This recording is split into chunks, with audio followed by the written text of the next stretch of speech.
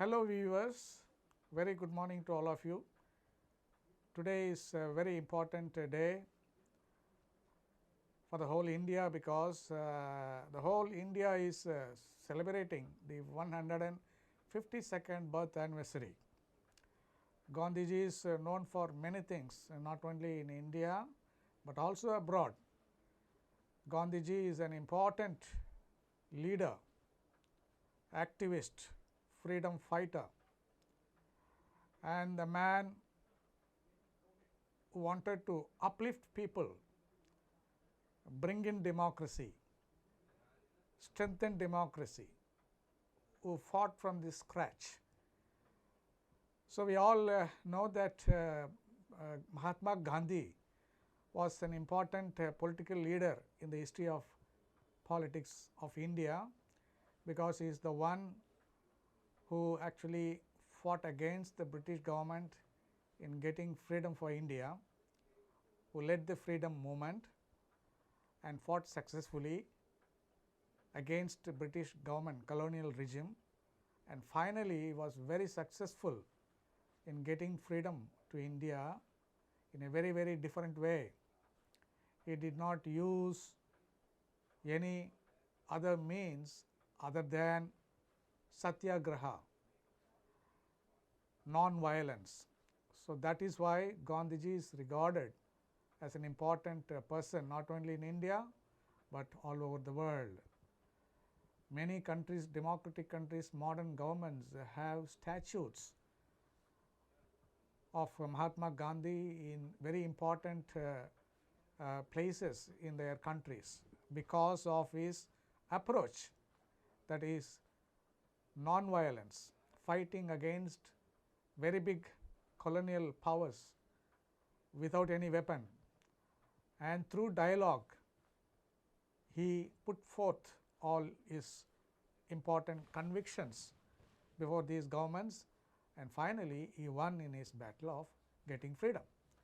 So, that is why Gandhiji is regarded very as an important person in India, and he is considered to be the father of India, Indian nation. And we now have to remember Gandhiji for two things. One is that he wanted the democracy to be established in India. He was successful.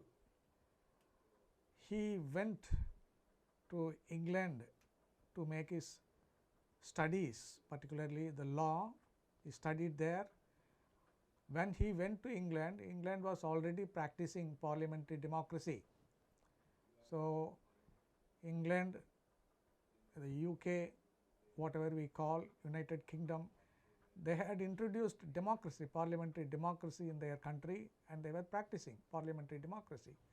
So, he enjoyed, he observed all these the democratic values, and so he understood what is democracy.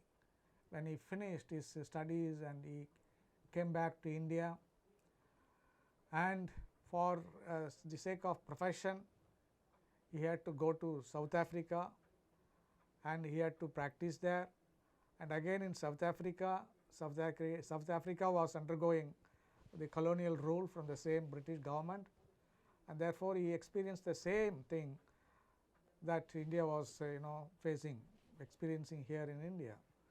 So, the people in South Africa also had problems there because their rights were very much curtailed, and so people did not enjoy rights, and moreover there were many other problems these colonial countries were facing. So, therefore, being a legal expert, at one stage he came back to India and he took the reins of freedom struggle, and he led the entire freedom movement in India, and he fought against the British government, and finally he won. Definitely he would have taken the support of many other political parties at that point of time, and he was very successful in getting it.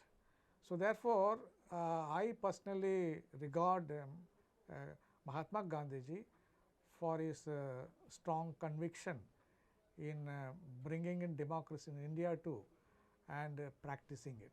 The first success is India getting freedom, which in other words means India to have democratic rule within India. That is the first important thing.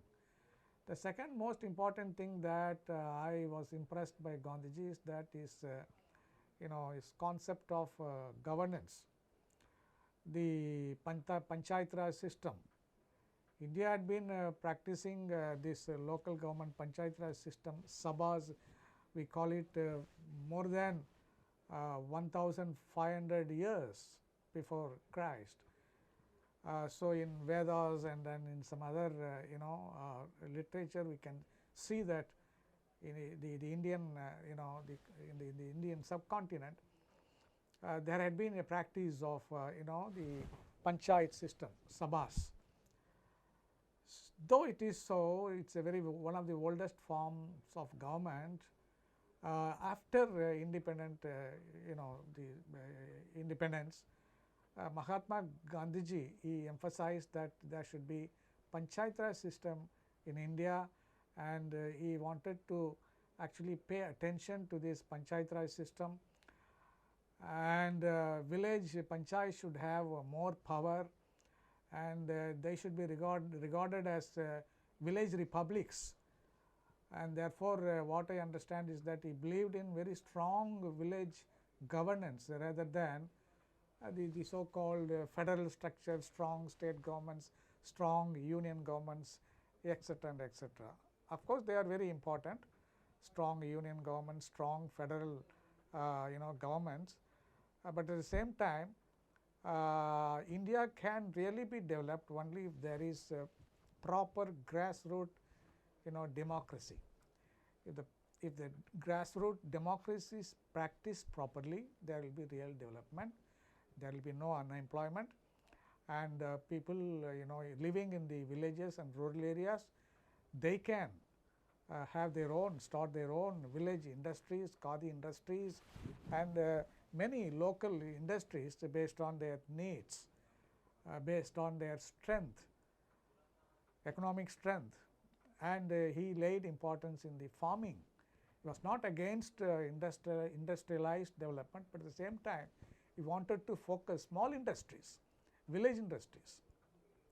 That is what his main aim, idea was.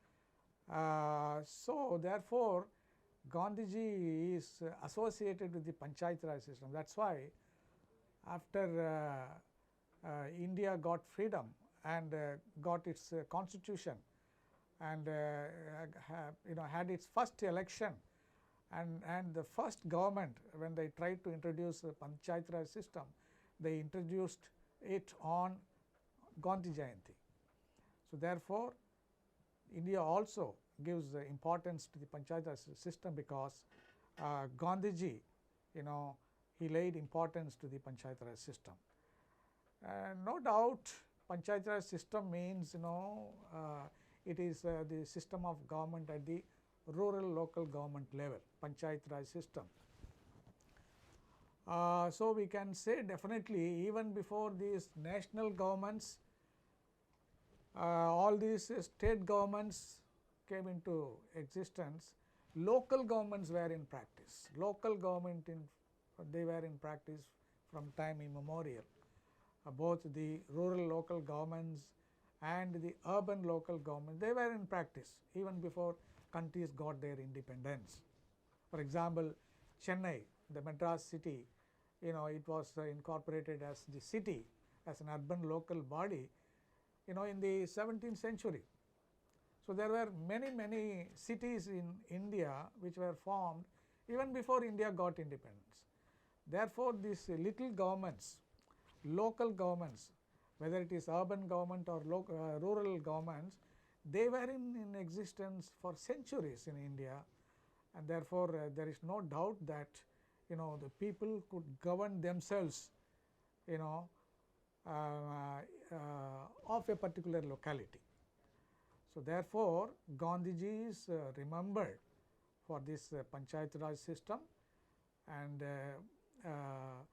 That is why that the Panchayat Raj system has been in practice. Of course, India after it got independence, it introduced so many reforms in the functioning of the local governments, local self governments, and it has given more power to these local governments by passing 72nd and 73rd constitutional amendments.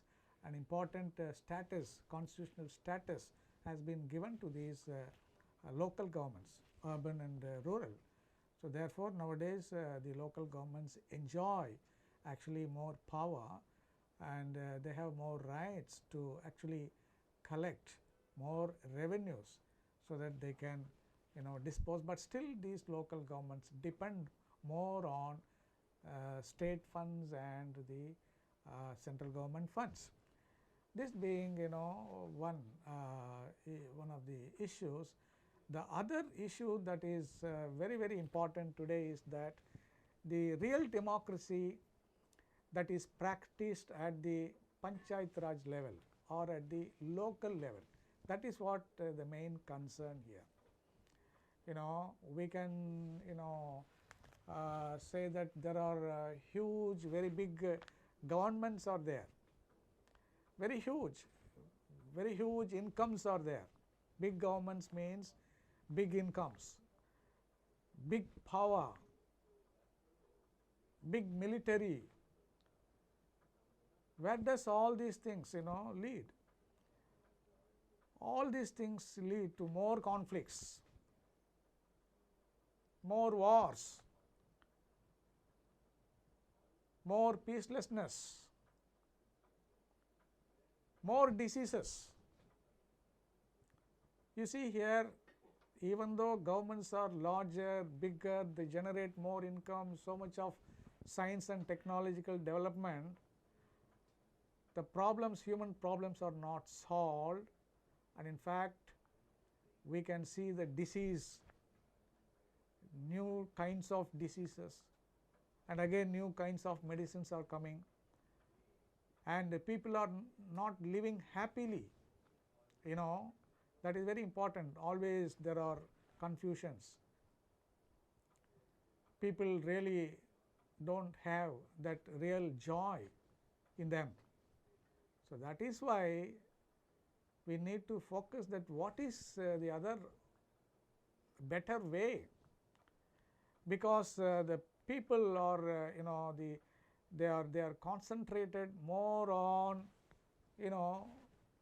the big governments. They depend on more big governments and their schemes. People really they don't concentrate on their own issues, and their own leaders are not coming up.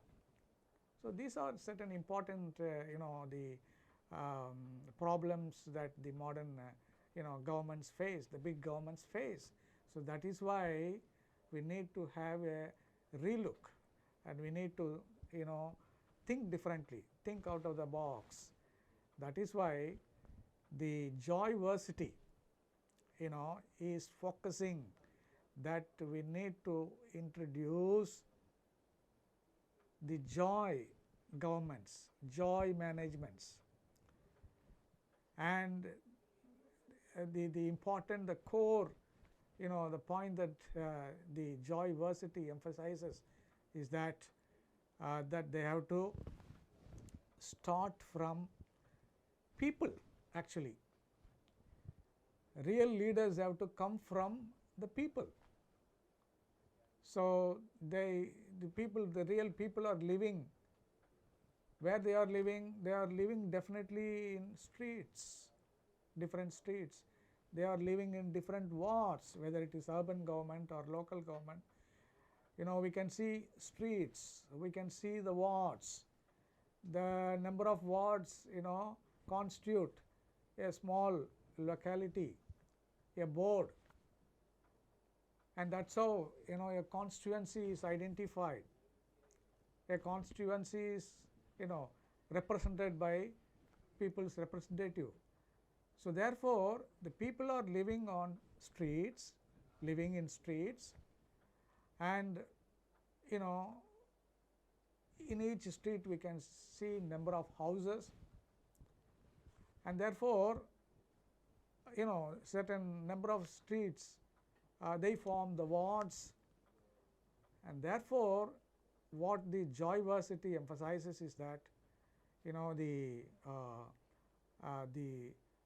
leaders should emerge from these areas, and there must be the practice of democracy. The actual practice of democracy should start from these streets, should start from these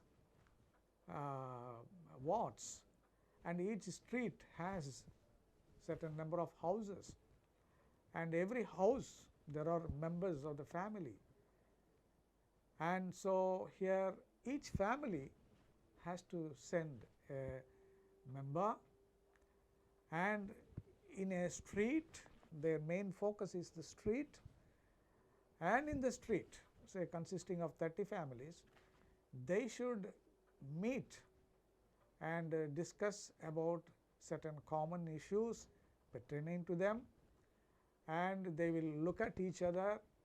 They have to have face to face contacts at least periodically, so that they can understand the social issues and so many other issues pertaining to them.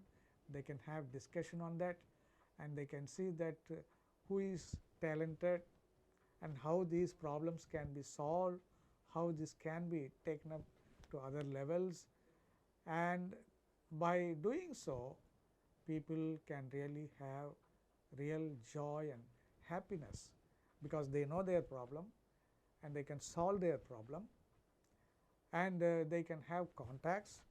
Certain better talents can be identified within the street, and then when the street issues are being solved, naturally they can extend it to other streets.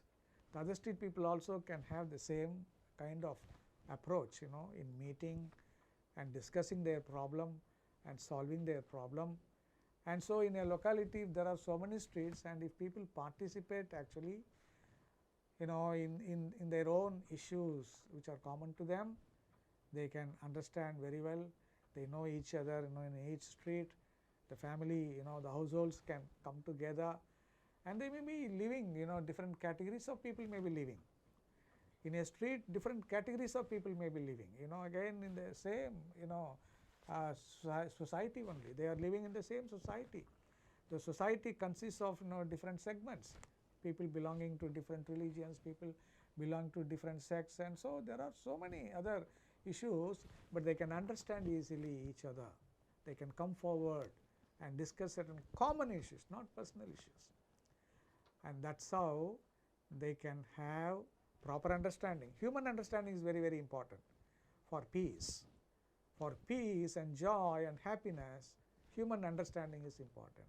Nowadays, there is no human understanding. That is why even the neighboring countries, they do not have proper understanding.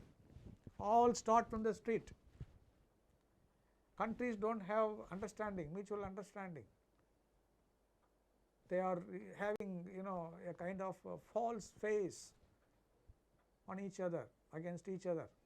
So the real understanding, human understanding is not there. So I can definitely say that the real human understanding can be established by joy street management. In other words, ensuring people in a particular street,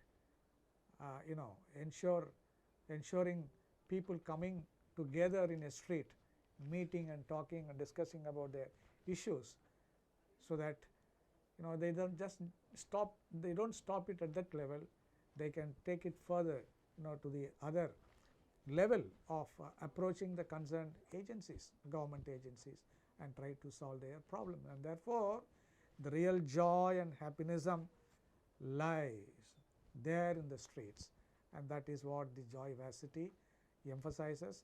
And definitely, when this is practiced widely, this joy street management is practiced widely, continuously for years, definitely true leaders can emerge, the real leaders can emerge who can be interested in the welfare of the people, and they are not actually doing something undemocratically, because democracy means equal opportunity.